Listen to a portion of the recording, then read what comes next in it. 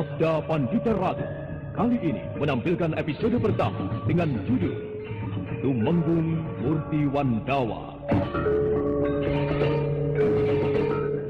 Dikala senja di suatu masa, mendung tebal berhias pijar halilintar yang menggelegar, seolah menyeratkan keresahan. Manakala yang tidak patut telah dianggap patut, manakala pula sabda seorang penguasa terabaikan. Maka berpacu dengan waktu berlalu, seiring dengan kodrat alam, di mana ada siang akan ada malam mengiringinya, di mana ada kebajikan akan ada kemurkaan mengimbangi kehadirannya. Dan ketika kealpaan muncul, tumbuh dan mekar menjadi biang kebusukan di singgasana Kediri. Inilah gambaran awal ketika rangkaian cerita ini teruntai. Adalah Kediri di pelukan senja.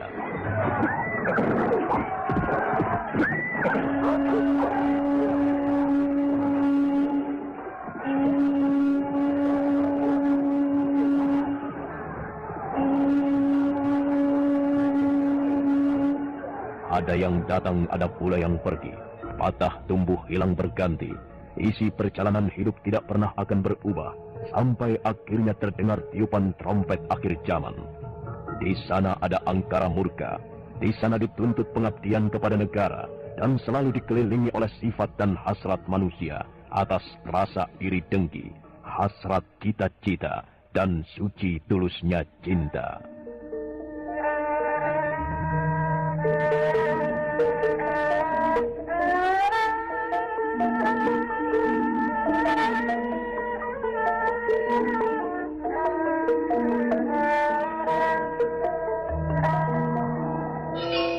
Dalam seri yang kelima ini, dengan para pemain, Iwan Dahlan sebagai Maisa Beranjangan, Ivonero sebagai Pinaka Swasti Ratu, Rusli sebagai Paracik Gading, Elias sebagai Ki Ageng Pesanggaran, Margaret sebagai Kansiwi Nareswari, Ferry Fadli sebagai Kameswara, dan pembawa cerita, Asdi Suhastra.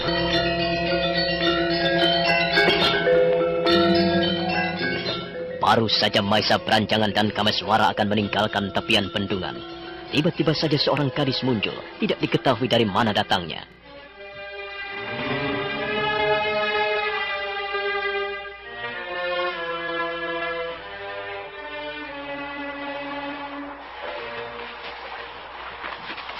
Siapa kau?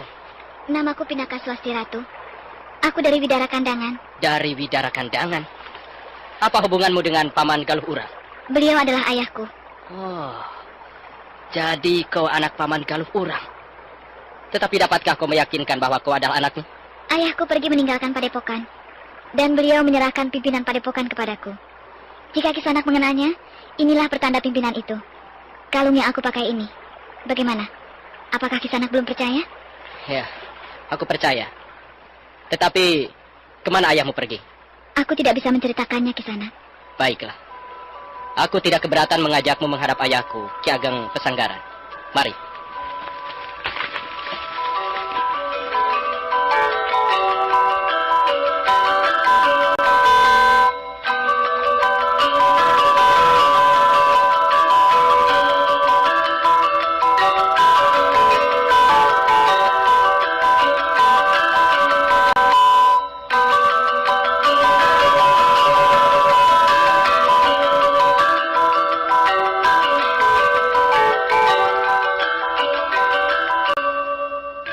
Kameswara dan Pinaka Swasti Ratu bersikap seolah tidak saling mengenal. Kemudian mereka segera meninggalkan tempat itu menuju perguruan Pesanggaran. Bertiga, mereka memasuki rumah induk, tidak melalui halaman depan. Mereka melewati pintu belakang. Begitu mereka membuka pintu, pada saat yang bersamaan, Paracik Gading keluar dari dalam. Mereka berpapasan.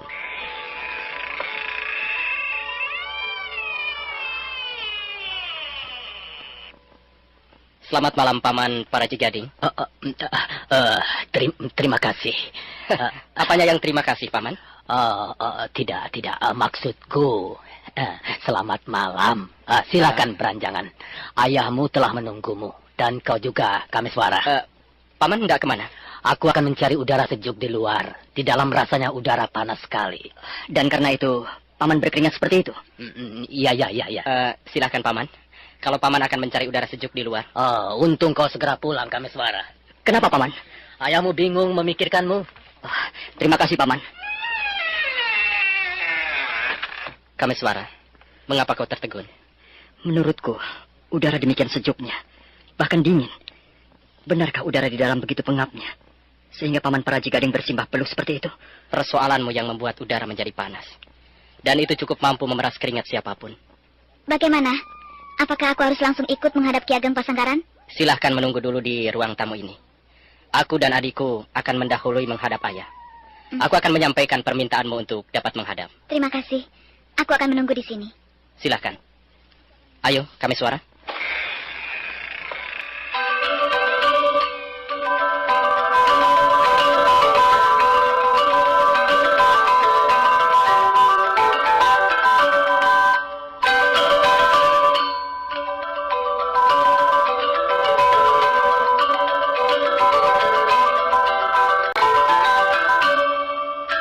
Kameswara nampak sedikit tegang. Perlahan-lahan dia mengikuti kakaknya di belakang, mendekati ayahnya yang sedang duduk di tengah ruangan di atas hamparan kain lembut sambil memejamkan mata. Dengan takjimnya, Kameswara duduk bersila. Dia menunggu. Kameswara. Ya, ayah. Maafkan aku, ayah. Orang tua adalah orang yang tidak pernah habis pintu maaf untuk anaknya. Kalau kau merasa bersalah, ayah telah memaafkannya. Tetapi, cobalah kau tanya pada hatimu yang paling dalam. Apakah kau merasa melakukan suatu kesalahan kepada ayahmu? Aku telah mengecewakan ayah. Kameswara, tidak ada sesuatu yang abadi di dunia ini. Segala sesuatu dapat segera berubah seiring dengan waktu perjalanan waktu. Kalau ada orang bertanya, apakah yang abadi di dunia ini? Jawaban yang paling tepat adalah perubahan itu sendiri. Manakala akar pohon mulai rapuh dalam mencengkeram tanah, kulit pohon itu mulai berkerut, rapuh dan goyah. Batang dan ranting berangkat kering. Daun-daun luruh menguning, menjadi rabuk. Tunas yang lain tumbuh. Begitu pula dengan manusia. Yang tua menjadi pikun, yang muda menjadi tua. Yang tua harus digantikan oleh yang muda. Begitu pula dengan tatanan sebuah perguruan. Apabila yang tua sudah tidak kuat memimpin, maka yang muda harus menggantikannya. Karena apabila yang tua tetap bertahan, maka umur dari perguruan itu usianya sama dengan si pemimpinnya.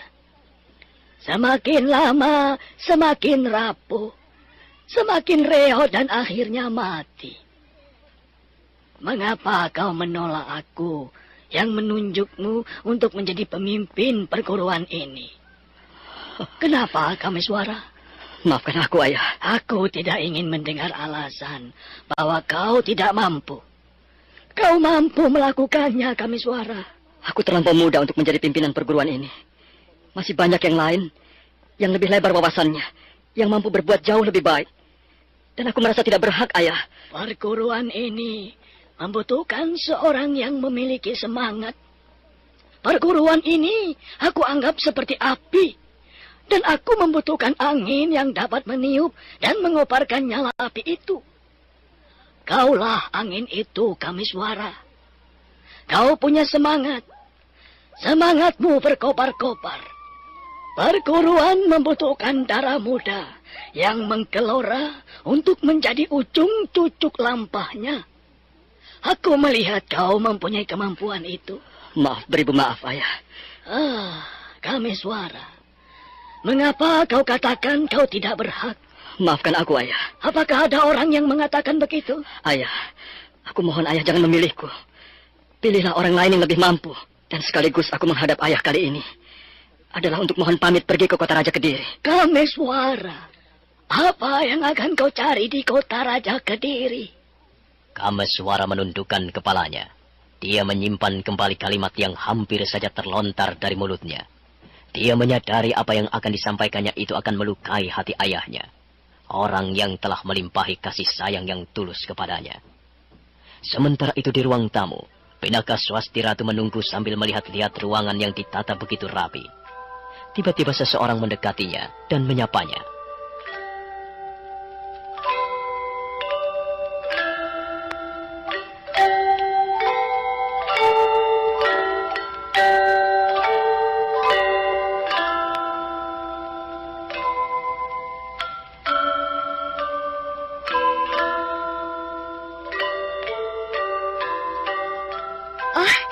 Ada tamu rupanya. Aku Pinaka Swasti Ratu dari perguruan Widara Kandangan, bermaksud menghadap Ki Ageng Pasanggaran. Aku Kensiwi Nareswari. Apakah permohonanmu untuk menghadap ayahku telah disampaikan? Kisanak Mahisa Beranjangan dan Kisanak Kameswara tengah menyampaikan kepada Ki Ageng. Kakang Mahisa Beranjangan adalah saudara tuaku. Tapi apakah bersama Kakang Kameswara? Benarkah itu? Benar, Kensiwi. Kakang Kameswara akhirnya mau kembali. Silakan menunggu, Kisanak. Silakan.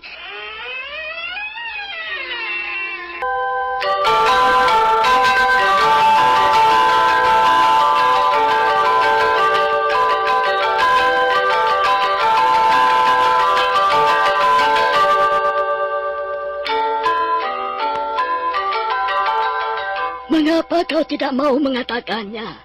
Apa tujuanmu pergi ke kota raja, Kameswara? Maafkan aku, Ayah. Aku tidak mampu untuk menguraikannya. Tetapi aku percaya, Ayah mengetahui apa tujuanku pergi ke kota raja. Ada yang harus kau cari di kota raja? Benar, Ayah.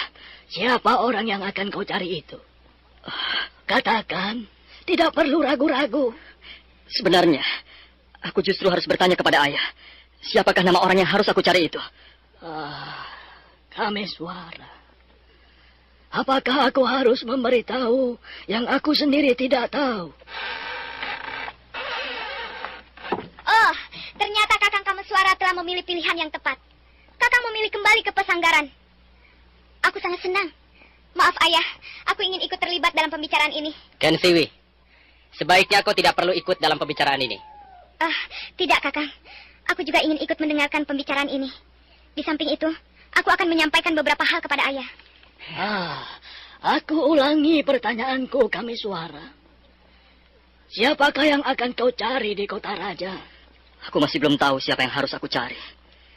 Gambaran yang aku terima masih samar. Bagaimana kalau kau kuizinkan pergi ke kota raja? Akan tetapi kau tetap harus memimpin perguruan ini. Maaf, Ayah. Aku tidak berani menerimanya. Aku tidak berhak menerimanya. Katakan kepada ayahmu, siapa yang telah meracuni hatimu sampai mempunyai pendirian seperti itu? Siapa? Aku tidak mengenalnya. Kau tidak mengenalnya? Aneh.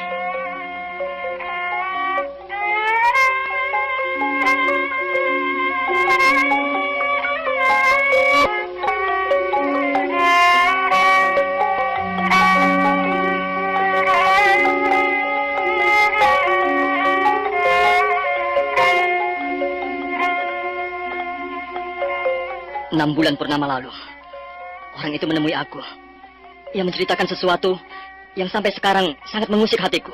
Dan baru saja tadi, orang itu kembali menemui Kameswara. Ia menguasai Aji Panglimunan. Ia menguasai Aji Panglimunan. Tidak ada orang yang mampu menguasai Aji Panglimunan kecuali aku, Beranjangan. Jangan kau berbicara tanpa dasar. Ayah, kami berdua akan mengeroyoknya. Kami akan memaksanya untuk melepas penutup wajahnya. Namun orang itu lenyap, melindungi dirinya dengan Aji Panglimunan. Jagat Dewa Batara. Orang itu menyembunyikan keinginan sebenarnya. Tetapi aku bisa menyimpulkan, orang itu menginginkan jabatan ketua perguruan. Dengar, Kameswara. Dengan munculnya orang itu, justru semakin memperkuat keinginanku untuk menunjukmu menjadi penggantiku. Menduduki pimpinan perguruan. Mohon beribu ampun, Ayah. Aku tetap tidak bersedia. Kakang Kameswara keras kepala. Kansiwi!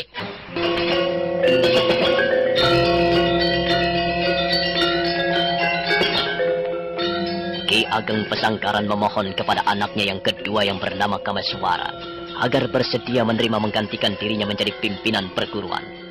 Tetapi dengan alasan yang tidak dimengerti oleh kakak dan adiknya, bahkan oleh ayahnya sendiri, Kameswara tetap menolak. Yang keras kepala. Namun aku masih melihat mereka mau menggunakan akal dan pertimbangannya. Tapi lain dengan Kakang Kameswara. Apa yang telah dilakukannya benar-benar tidak bisa aku mengerti. Kenapa Kakang begitu tegar untuk tega melukai hati ayah? Sepertinya antara Kakang dan ayah tidak dilandasi hubungan antara orang tua dan anak. Kensiwi! Dia! Kakang Beranjangan. Aku memang sengaja berbuat seperti ini. Rasanya aku ingin mencabuti bulu-bulu hitam yang ada dalam jantung Kakang Kameswara. Dan rasanya aku ingin mengelupas kulit wajah Kakang Kameswara. Sampai ia menyadari bahwa yang telah dilakukannya sebenarnya tidaklah layak dan sangat memalukan. Ia telah melukai dan mengecewakan hati ayah. Cukup, Kensiwi, cukup! Kakang Kameswara, mengapa kau diam? Ayo, jawablah.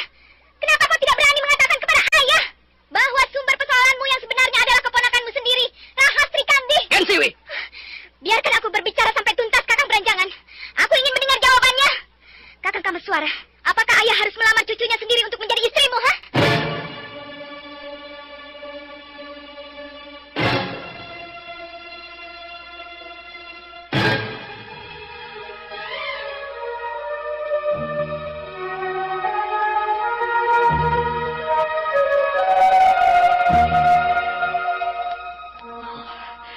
Tega kau melukai perasaanku, Kensiwi. Mengapa tidak? Kakang sendiri begitu tega melukai perasaan ayah. Manusia yang tidak mampu menggunakan nalar. Sekarang Kakang mencintai keponakannya sendiri.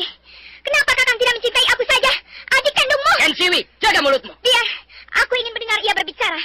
Kau mempersoalkan apakah aku berhak mengawini Rahastri Kandi. Iya, Dan kau pun mempersoalkan apakah aku berhak mengawinimu. iya. Kau ingin mendengar apa jawabku? Nah, dengarlah baik-baik. Buka telingamu lebar-lebar. Aku berhak mengawini Rahastri Kandi atau kau, Kensiwi.